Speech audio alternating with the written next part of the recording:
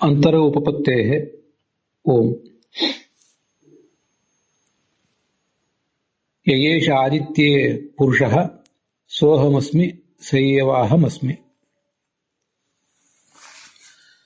ಈ ಅಂತರ ಉಪಪತ್ತೇ ಅನ್ನುವ ಸೂತ್ರದ ತತ್ವ ಪ್ರಕಾಶಿಕ ನಾವು ನೋಡಲಿಕ್ಕೆ ತೊಡಗಿದ್ದೇವೆ. ಅಲ್ಲಿ ತತ್ವ ಪ್ರಕಾಶಿಕದ ಮೊದಲ ಎರಡು ವಾಕ್ಯಗಳನ್ನ ನೋಡಿ ಮುಗಿಸಿದ್ದೇವೆ.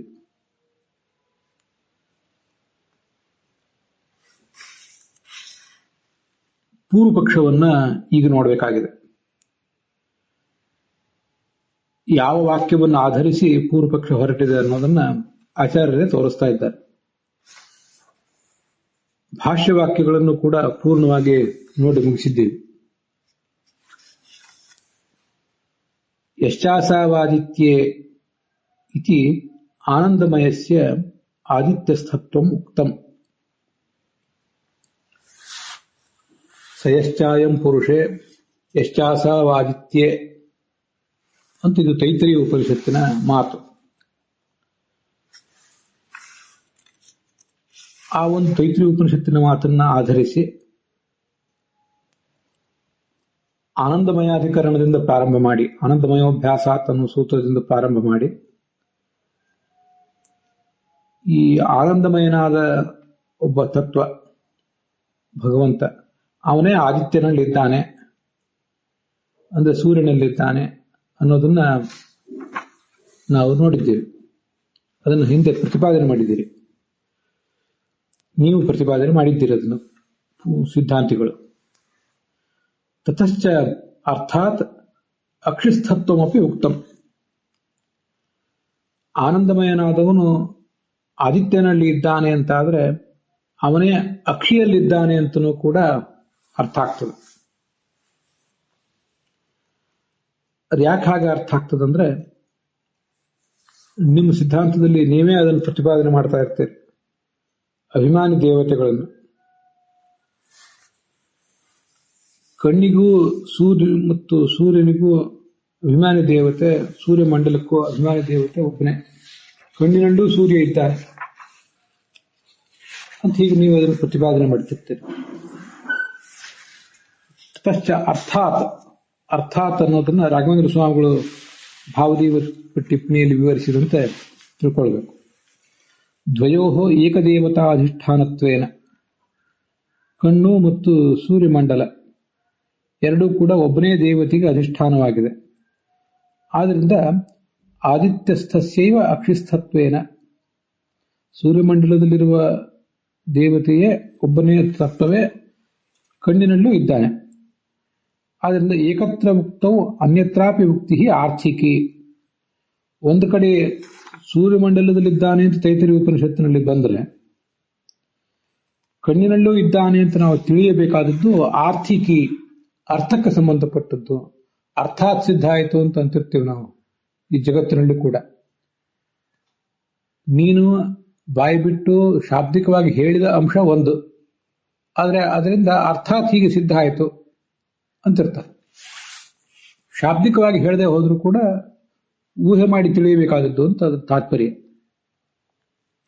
ಹಾಗೆ ಆರ್ಥಿಕಿ ಅಂದ್ರೆ ಅರ್ಥಕ್ಕೆ ಸಂಬಂಧಪಟ್ಟದ್ದು ರಾಘವೇಂದ್ರ ಸ್ವಾಮಿಗಳ ಭಾವದೀಪದಲ್ಲಿ. ಅದನ್ನೇ ಇಲ್ಲಿ ಅರ್ಥಾತ್ ಅಂತ ಟೀಕಾದಲ್ಲಿ ಹೇಳಿದ್ದನ್ನ ತಿಳ್ಕೊಳ್ಬೇಕು. ಸರಿ, ಈ ಕಡೆ ಛಾಂದೋಗ್ಯ ಉಪನಿಷತ್ತನ್ನು ಗಮನಿಸಿದರೆ, ತದಕ್ಷಿಸ್ಥಿತತ್ವಂ ಛಂದೋಗ ಶ್ರುತವು ಕಸ್ಯಚಿತ್ ಪ್ರತೀಯತೆ. ಛಾಂದೋಗ್ಯ ಉಪನಿಷತ್ತನ್ನು ನೋಡಿದರೆ ಅಕ್ಷಿಸ್ಥಿತತ್ವ, ಕಣ್ಣಿನಲ್ಲಿ ಇರುವಿಕೆ ಅನ್ನುವುದು ಯಾವನೋ ಒಬ್ಬ ವ್ಯಕ್ತಿಗೆ ಪ್ರತೀತ ಆಗಿದೆ. ನಾವೀಗ ಛಾಂದೋಗ್ಯ ಉಪನಿಷತ್ತಿನ ವಾಕ್ಯವನ್ನೇ ಈ ಹಿಂದೆ ನೋಡಿದ್ದೀವಿ. ಸಯೇಷ ಆದಿತ್ಯ ಪುರುಷಃ ಸೋಹಮಸ್ಮಿ ಸಯೇವಾಹಮಸ್ಮಿ. ಅದಾದ್ಮೇಲೆ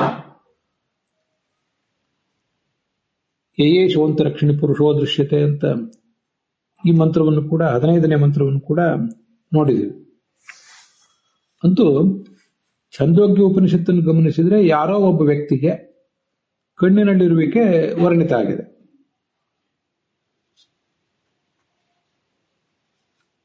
ಯಯೇಶೋಂತರಕ್ಷಿಣಿ ಪುರುಷೋ ದೃಶ್ಯತೆ ಏಷ ಆತ್ಮ ಇತಿ ಹೋವಾಚ ಏತದಮೃತಂ ಅಭಯಂ ಏತದ್ ಬ್ರಹ್ಮ. ಅದು ಮುಂದಿನ ವೇದವಾಕ್ಯ, ಅದನ್ನೇ ತೋರಿಸ್ತಾ ಇದ್ದಾರೆ ಟೀಕಾದಲ್ಲಿ. ಕಸಿಚಿತ್ ಪ್ರತೀಯತೆ ಇತಿ ಅಂತಿದೆಯಲ್ಲ, ಆ ಇತಿ ಅದಕ್ಕಿಂತ ಮುಂಚೆ ನಡುವೆ ಅಲ್ಲೊಂದು ದಂಡ್ ಫುಲ್ ಸ್ಟಾಪ್ ಇದೆಯಲ್ಲ, ಆ ಫುಲ್ ಸ್ಟಾಪ್ ಇರೋದು ಬೇಡ ಅಂತ ಕಾಣಿಸ್ತದೆ ನನಗೆ. ತದಕ್ಷಿಸ್ಥಿತಂ ಛಂದೋಗುಷುದು ಕಸ್ಯಚಿತ್ ಪ್ರತೀಯತೆ ಯೇಷೋಂತರಕ್ಷಿಣಿ ಪುರುಷೋ ದೃಶ್ಯತೆ ಏಷ ಆತ್ಮೀತಿ ಹೋವಾಚೈತದಮೃತಂ ಅಭಯಂ ಏತದ್ ಬ್ರಹ್ಮೇತಿ ಅಂತ. ಹೀಗೆ ನಡುವಿನ ಫುಲ್ ಸ್ಟಾಪ್ ಇಲ್ಲದೆ ಹೋದ್ರೆ ಅದು ಆಗ್ತದೆ. ಫುಲ್ ಸ್ಟಾಪ್ ಇದ್ರೂ ಏನು ತಪ್ಪಲ್ಲ. ಫುಲ್ ಸ್ಟಾಪ್ ಒಂದು ದಂಡ ಫುಲ್ ಸ್ಟಾಪಿಗೆ ಸಮಾನ. ಫುಲ್ ಸ್ಟಾಪ್ ಅಲ್ಲಿ ಬೇಡ. ಈ ವೇದವಾಕ್ಯದಿಂದ ಹೀಗೆ ಕಂಡು ಬರ್ತಾ ಇದೆ ಅಂತ ಅದರ ತಾತ್ಪರ್ಯ ಆಗ್ತದೆ. ತಚ್ಚ ಯದಿ ಅನ್ಯಸ್ಯ ಸ್ಯಾತ್ ತದಾ ಆದಿತ್ಯಸ್ಥತ್ವಂ ಆನಂದಮಯತ್ವಂ ಚ ಅನ್ಯಸ್ಯೈವ ಪ್ರಸಜ್ಯೇತ ಇತಿ ಅವಶ್ಯಂ ನಿರ್ಣಯಮೇವ. ಇಷ್ಟೆಲ್ಲ ಚರ್ಚೆ ಯಾಕೆ ನಡೆದಿದೆ ಅಂದ್ರೆ, ಈ ಅಕ್ಷಿಸ್ಥತ್ವವು ಯಾರಿಗೆ ಅಂತ ಈಗ ನಾವು ತೀರ್ಮಾನ ಮಾಡಬೇಕಾಯ್ತು. ತಚ್ಚ ಅಂದ್ರೆ ಆ ಅಕ್ಷಿಸ್ಥತ್ವವು ಯದಿ ಅನ್ಯಸ್ಯ ಸ್ಯಾತ್, ಒಂದು ವೇಳೆ ವಿಷ್ಣುವಿನಕ್ಕಿಂತ ಹೊರತಾಗಿ ಬೇರೆ ಯಾರಿಗಾದರೂ ಆ ಅಕ್ಷಿಸ್ಥತ್ವವನ್ನ ಹೇಳಬೇಕಾದ್ರೆ, ಒಂದು ವೇಳೆ ಬಂದಿತು ಅಂತಾದ್ರೆ, ರಾಘವೇಂದ್ರ ಸ್ವಾಮಿ ಟಿಪ್ಪಣಿಯಲ್ಲಿ 756ನೇ ಪುಟದಲ್ಲಿ ಅದನ್ನು ನೋಡಿ. ಅಲ್ಲಿ ತಚ್ಚೇತಿ ಅಂತಿದೆ. ಯೇಷೋಂತರಕ್ಷಿಣೀತಿ ವಾಕ್ಯೋಕ್ತಂ ಅಕ್ಷಿಸ್ಥತ್ವಂ ಚ. ತತ್ ಅಂದ್ರೆ ಅದು ಅಂತ ಅರ್ಥ. ಅದು ಅಂದ್ರೆ ಏನು? ಅಕ್ಷಿಸ್ಥತ್ವ ಅಂತ ಹೀಗದರ ಅರ್ಥ. ಅದು ವಿಷ್ಣುವಿಗೆ ಬರಲಿಲ್ಲ, ಒಂದು ವೇಳೆ ಅಗ್ನಿಗೆ ಬಂದ್ರೆ ಅಂತ ಹೀಗದ ತಾತ್ಪರ್ಯ. ತಚ್ಚ ಯದಿ ಅನ್ಯಸ್ಯ ಸ್ಯಾತ್, ವಿಷ್ಣುವಿನಕ್ಕಿಂತ ಹೊರತಾಗಿ ಅಗ್ನಿಗೆ ಬಂದ್ಬಿಟ್ರೆ, ವಿಷ್ಣುವಿನ ಬಿಟ್ಟು ಅಗ್ನಿಗೆ ಬಂದ್ಬಿಟ್ರೆ, ತದಾ ಆದಿತ್ಯಸ್ಥತ್ವ, ಅವಾಗ ಏನಾಗ್ತದೆ? ಅಕ್ಷಿಸ್ಥತ್ವವು ವಿಷ್ಣುವಿಗೆ ಬರಲಿಲ್ಲ, ಇನ್ನೊಬ್ಬರಿಗೆ ಬಂತು ಅಂದ್ರೆ, ಹಾಗಾದ್ರೆ ಆದಿತ್ಯಸ್ಥತ್ವವೂ ಕೂಡ, ಆದಿತ್ಯ ವೃತ್ತಿತ್ವವೂ ಕೂಡ, ಸೂರ್ಯನಲ್ಲಿ ಇರುವಿಕೆ ಕೂಡ ವಿಷ್ಣುವನ್ನು ಬಿಟ್ಟು ಮತ್ತೊಬ್ಬನಿಗೆ ಬಂತು ಅಂತಾಯ್ತು. ಆನಂದಮಯತ್ವವು ಕೂಡ ಅವನಿಗೆ ಬಂತು ಅಂತಾಯ್ತು. ಅನ್ಯಸ್ಯೈವ ಪ್ರಸಜ್ಯೇತ, ಬರಬೇಕಾದೀತು. ಇದು ಅವಶ್ಯಂ ನಿರ್ಣಯಮೇವ. ಆದ್ರಿಂದ ಈ ಅಕ್ಷಿಸ್ಥತ್ವ ಅನ್ನೋದು ಯಾರಿಗೆ ಅಂತ ತೀರ್ಮಾನ ಆಗ್ಬೇಕು. ಆದಿತ್ಯಸ್ಥತ್ವ ಮತ್ತು ಆನಂದಮಯತ್ವ ಇವೆರಡೂ ಕೂಡ ಒಬ್ಬನಿಗೆ ಅಂತ ನೀವು ಸಿದ್ಧಾಂತಗಳು ತೀರ್ಮಾನ ಮಾಡಿ ಇಟ್ಟಿದ್ದೀರಿ ಮೊದಲೇ. ಅಕ್ಷಿಸ್ಥತ್ವವು ವಿಷ್ಣುವಿಗೋ ಅಗ್ನಿಗೋ ಅಂತ ಈಗ ತೀರ್ಮಾನ ಆಗಬೇಕಾಗಿದೆ. ವಿಷ್ಣೋ ಅಗ್ನೇಹೇ ವಾ ಇತಿ ಸಂದೇಹ. ಇಲ್ಲಿ ಸಂದೇಹ ಹೀಗೆ ಬಂದಿದೆ. ಸಂದೇಹ ಬರ್ಲಿಕ್ಕೆ ಏನು ಕಾರಣ ಅಂದ್ರೆ, ಯಶ್ಚಾಸಾವಾದಿತ್ಯೇ ಇತಿ ಉಕ್ತಿ ಅಗ್ನಿಶ್ರುತಿಶ್ಚ ಸಂದೇಹ ಬೀಜಂ. ಸಂದೇಹ ಬರ್ಲಿಕ್ಕೆ ಎರಡು ಮೂಲಗಳು ಬೇಕಲ್ಲ. ಯಶ್ಚಾಯಂ ಪುರುಷೇ ಯಶ್ಚಾಸಾವಾದಿತ್ಯೇ ಅಂತ ತೈತ್ತರೀಯ ಉಪನಿಷತ್ತು, ಅದು ವಿಷ್ಣುವೇ ಜಗತ್ತಿ ಕಾರಣ ಅಂತ ಹೇಳಲಿಕ್ಕೆ ಮೂಲ ಆಯಿತು, ವಿಷ್ಣುವೇ ಆನಂದಮಯ ಅಂತ ಹೇಳಲಿಕ್ಕೆ. ಈ ಕಡೆ ಅಗ್ನಿಶ್ರುತಿಶ್ಚ, ಚಾಂದ್ರೋಗ್ಯ ಉಪನಿಷತ್ತಿನಲ್ಲಿ ಬಂದಿರುವ ಅಗ್ನಿಯನ್ನ ವರ್ಣನೆ ಮಾಡುವ ವೇದವಾಕ್ಯ, ಇದು ಕೂಡ ಅಗ್ನಿಯ ಬಗ್ಗೆ ತೋರಿಸಿಕೊಡ್ತು. ಹೀಗೆ ಎರಡು ವೇದವಾಕ್ಯಗಳು ನಮ್ಮ ಕಣ್ಣೆದುರಿಗಿರೋದ್ರಿಂದ ಇಲ್ಲಿ ಅಕ್ಷಿಸ್ಥನಾದವನು ವಿಷ್ಣುವೋ ಅಗ್ನಿಯೋ ಅಂತ ಸಂದೇಹ ಬರಲಿಕ್ಕೆ ಮೂಲ ಆಯಿತು.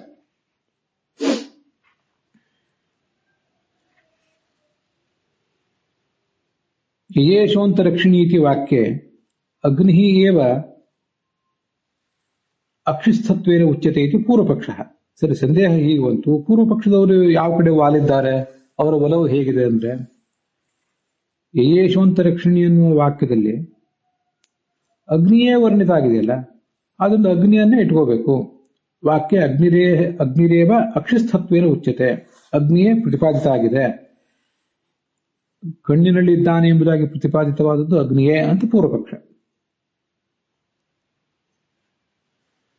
ಅತಃ ಯತಃ ಯಯೇಷಃ ಆದಿತ್ಯ ಪುರುಷಃ ಸೋಹಮಸ್ಮಿ ಸಯೇವಾಹಮಸ್ಮಿ ಇತ್ಯತ್ರ ಅಗ್ನಿರೇವ ಅಗ್ನೇಃ ಏವ ಆದಿತ್ಯಸ್ತತ್ವ ಮುಚ್ಯತೆ. ಈ ಯಯೇಷೋಂತರಕ್ಷಿಣಿ ಅನ್ನೋದು 15ನೇ ಮಂತ್ರ. ಅತ ಯಯೇಷ ಆದಿತ್ಯ ಪುರುಷಃ ಸೋಹಮಸ್ಮಿ ಅನ್ನೋದು 11ನೇ ವಾಕ್ಯ, ಅದೇ ಛಾಂದೋಗ್ಯ ಉಪನಿಷತ್ತಿನಲ್ಲಿ ಅದೇ ಭಾಗದಲ್ಲಿ. ಅಲ್ಲಿ ಅಗ್ನಿಯೇ ಸೂರ್ಯನಲ್ಲಿದ್ದಾನೆ ಅಂತ ಸ್ಪಷ್ಟವಾಗಿ ವರ್ಣಿತ ಆಗಿದೆ. ಹೀಗೆಲ್ಲ ಇರೋದ್ರಿಂದ ಅವುಗಳನ್ನು ಸರಿಯಾಗಿ ಹೊಂದಿಸಿ ಅಗ್ನಿಯೇ ಇಲ್ಲಿ ಪ್ರತಿಪಾದಿತನಾಗಿದ್ದಾನೆ ಅಂತ ನಾವು ಹೇಳ್ತೀವಿ ಅಂತ ಅವ್ರ ಪ್ರಶ್ನೆ ಮಾಡೋರು ಹೀಗೆ ಮಾಡ್ತಿದ್ದಾರೆ. ಈ ಪೂರ್ವ ಪಕ್ಷದ ಮೇಲೆ ಮತ್ತೊಂದು ಪ್ರಶ್ನೆ ಬರ್ತದೆ. ನಚವಾಚ್ಯಂ ಅಗ್ನೇಹ ಆದಿತ್ಯಸ್ಥತ್ವೇಪಿ ಕುತಃ ಅಕ್ಷಿಸ್ಥತ್ವಮಿತಿ. ಅಗ್ನಿ ಆದಿತ್ಯಸ್ಥ ಅಂತ ಅನ್ನೋದನ್ನು ಒಪ್ಪೋಣ, ಅಗ್ನಿ ಛಾಂದೋಗ್ಯ ಉಪನಿಷತ್ತು ಹೇಳಿದೆ. ಆದ್ರೆ ಅಕ್ಷಿದಲ್ಲಿಯೂ ಕೂಡ ಅದೇ ಇದೆ ಅಂತ ಹೇಗೆ, ಕಣ್ಣಿನಲ್ಲಿಯೂ ಅದೇ ಇದೆ ಅಂತ ಹೇಗೆ ನಾವು ಸ್ವೀಕಾರ ಮಾಡಬೇಕು ಅಂದ್ರೆ, ಅದಕ್ಕೆ ಆದಿತ್ಯಶ್ಚಕ್ಷುರ್ಭೂತ್ವ ಅಕ್ಷಿಣಿ ಪ್ರಾವಿಶತ್ ಅಂತ ಹೀಗೆ ವೇದವಾಕ್ಯ ಇದೆ. ಸೂರ್ಯನೇ ಚಕ್ಷುರಿಂದ್ರಿಯದ ರೂಪದಲ್ಲಿ ಚಕ್ಷುರ್ಭೂತ್ವ ಚಕ್ಷುಷೆಂಬ ತತ್ವದ ರೂಪದಿಂದ ಅಕ್ಷಿಣಿ ನಮ್ಮ ಕಣ್ಣಿನ ಗೋಲಕಗಳನ್ನ ಪ್ರವೇಶ ಮಾಡಿದ್ದಾನೆ ಅಂತ ಹೀಗೆ ಶ್ರುತಿ ಇದೆ. ಶ್ರುತೇ ಅಕ್ಷಿ ಆದಿತ್ಯಯೋ ಏಕವಿಧತ್ವಾತ್. ಈ ಕಣ್ಣು ಮತ್ತು ಸೂರ್ಯ ಇವೆರಡೂ ಕೂಡ ಒಂದೇ ರೀತಿಯಾಗಿವೆ. ಯಾಕೆಂದ್ರೆ ಒಬ್ಬನೇ ದೇವತೆಗೆ ಅವು ಅಧಿಷ್ಠಾನ ಆಗಿವೆ. ಆದ್ರಿಂದ ಅಗ್ನೇಹ ಅಕ್ಷಿಸ್ತತ್ವ ಸಿದ್ಧೇಹೆ. ಆದ್ರಿಂದ ಅಗ್ನಿ ಅದು ಕಣ್ಣಿನಲ್ಲಿದ್ದಾನೆ ಅಂತ ಕೂಡ ಹೀಗೆ ತೀರ್ಮಾನ ಆಗ್ತದೆ. ಏತಸ್ಮಿನ್ ಪ್ರಕರಣೆ ಅಥಃ ಅಗ್ನಯಃ ಸಮೂದಿರೆ ಕಾರ್ಹಪತ್ಯಃ ಅನುಶೇಷಾಸ ಇತ್ಯಾದಿ ಬಹ್ವಗ್ನಿ ಶ್ರುತಿ ಸದ್ಭಾವಾಚ್ಯ. ಮತ್ತೆ ಅಲ್ಲಿ ಇನ್ನೊಂದು ವಿಷಯ ಏನಿದೆ ಅಂದ್ರೆ, ಈ ಪ್ರಕರಣದಲ್ಲಿ ಅಂದ್ರೆ 11, 12 ಈ ಮಂತ್ರಗಳಲ್ಲಿ ಅಗ್ನಯ ಸಮೂದಿರೆ, ಅಗ್ನಿಗಳು ಆ ಉಪಕೋಸನಿಗೆ ಮಾತನಾಡಿದರು, ಅವನನ್ನು ಉದ್ದೇಶಿಸಿ ಮಾತನಾಡಿದರು. ನಾವೇ ಅವನಿಗೆ ಪಾಠ ಹೇಳೋಣ ಅಂತ ಆಲೋಚನೆ ಮಾಡಿ ಅವನ ಮುಂದೆ ಮಾತಾಡಿದರು ಅಂತ ಹೀಗೆ ಅಲ್ಲಿ ಬಂದಿದೆ. ಸಮೂದಿರೆ ಅಥಃ ಅಗ್ನಯ ಸಮೂದಿರೆ ಅಂತ ವೇದವಾಕ್ಯ. ಅಥ ಅನಂತರ ಅಗ್ನಿಗಳು ಸಮೂದಿರೆ ಮಾತನಾಡಿದರು ಅಂತ ಹೀಗೆ ಅಲ್ಲಿ ಬಂದಿರೋದು. ಮಾತಾಡಿದ್ರು. ಮತ್ತು ಅವರಲ್ಲಿ ಗಾರ್ಹಪತ್ಯಾಗ್ನಿ ಅನ್ನುವ ದೇವತೆ ಇವನಿಗೆ ಉಪದೇಶ ಮಾಡಿದ ಅಂತ ಅಲ್ಲಿ ಬಂದಿರೋದು. ಇತ್ಯಾದಿ ಬಹು ಅಗ್ನಿ ಶ್ರುತಿ ಸದ್ಭಾವಾಚ್ಯ. ಅನೇಕ ಶ್ರುತಿಗಳು ಅಲ್ಲಿವೆ. ಅಗ್ನಿಯನ್ನು ಪ್ರತಿಪಾದನೆ ಮಾಡುವಂತಹ ಅನೇಕ ವೇದವಾಕ್ಯಗಳು ಅಲ್ಲಿ ಕಂಡು ಬರ್ತವೆ. ಆದ್ರಿಂದ ಅಗ್ನಿಯೇ ಚಕ್ಷುರಂತಸ್ಥ, ಅನೇಕ ಚಕ್ಷುಷುಗಳಲ್ಲಿ ಅಗ್ನಿ ಇರ್ತಾನೆ ಅಂತ ಹೀಗೆ ಅದು ಕಂಡು ಬರ್ತದೆ. ಇವೆಲ್ಲವನ್ನು ಗಮನಿಸಿ ಹಾಗೆ ಸ್ವೀಕಾರ ಮಾಡಬೇಕು ಅಂತ ಅವರ ತಾತ್ಪರ್ಯ. ಅಲ್ಲಿಗೆ ಇವತ್ತಿನ ಈ ಭಾಗ ಸಮಾಪ್ತ ಆಗಿದೆ.